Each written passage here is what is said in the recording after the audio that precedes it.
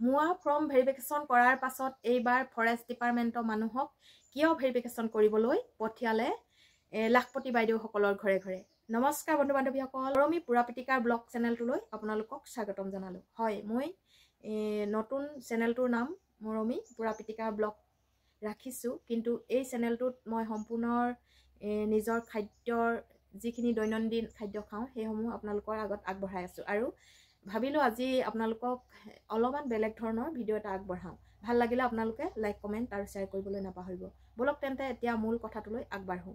মূল কথাটো হৈছে কি, লাখপতি বাইদেউসকলক 10,000 টকাকৈ হিমন্ত বিশ্ব শৰ্মাই আগবঢ়াবলৈ আমাৰ প্ৰতিগৰাকী মহিলাক 6টাকৈ গছপুলি ৰুবলৈ দিছিলে। সেইটো দুবছৰৰ আগৰ পৰা আমাক গছপুলিসমূহ ৰুৱাই আছে আৰু সেই গছপুলিসমূহ ৰুই কৰি এতিয়া আমাৰ সমাপ্ত হ'ল আৰু মুৱা ফৰ্ম ভেৰিফিকেশ্যন কৰাৰ পাছত এতিয়া চিলেক্ট হৈছে 33 লাখ কিমান হাজাৰ মহিলা আৰু সেই 33 লাখৰ ভিতৰত আপোনালোকৰ নামসমূহ আছেনে বাৰু? যদি নাই তেনেহ'লে আপোনালোকে কি কৰিব? সেই সুবিধাৰ্থে আপোনালোকৰ মাজত এই ভিডিঅ'সমূহ আগবঢ়াইছোঁ। আপোনালোকৰ নাম চিলেক্ট হোৱাৰ আঁৰত কি আছে জানেনে? আপোনালোকৰ যদি গছপুলিসমূহ জীয়াই আছে তেনেহ'লে আপোনালোকৰ নামসমূহ সেই 33 লাখৰ ভিতৰত আছে আৰু যদিহে আপোনালোকৰ গছপুলি জীয়াই থকা নাই বা মৰি গ'ল তেনে মহিলাৰ এই 33 লাখৰ ভিতৰত নামটো নাই। সেয়েহে মই ভাবিলোঁ আপোনালোকৰ আগত এই কথাষাৰ আগবঢ়াওঁ, নিশ্চয় আপোনালোকে উপকৃত হ'ব। আৰু এটা কথা, যিসমূহ গছপুলি এতিয়া জীয়াই আছে সেই গছপুলিসমূহৰ সৈতে আমাৰ আকৌ এখন নতুনকৈ আইন প্ৰস্তুত কৰিছে। সেই আইনখন হৈছে ফৰেষ্ট ডিপাৰ্টমেণ্টৰ লগত পুনৰবাৰ ভেৰিফিকেশ্যন কৰিব লাগিব গছপুলিটোৰ সৈতে।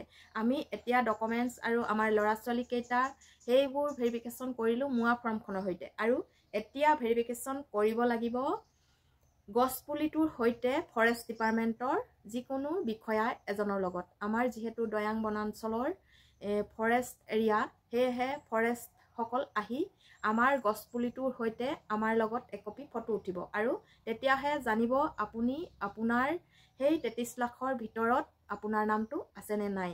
আৰু মই আচলতে অকল বনাঞ্চল এৰিয়াৰ কথা কৈ আছোঁ আৰু বাকীসকলৰ যিসমূহ পতা থকা বা যিসকল ম্যাদী পতা এনেকুৱা মাটিসমূহৰ বিষয়ে মই বিশেষকৈ নাজানো।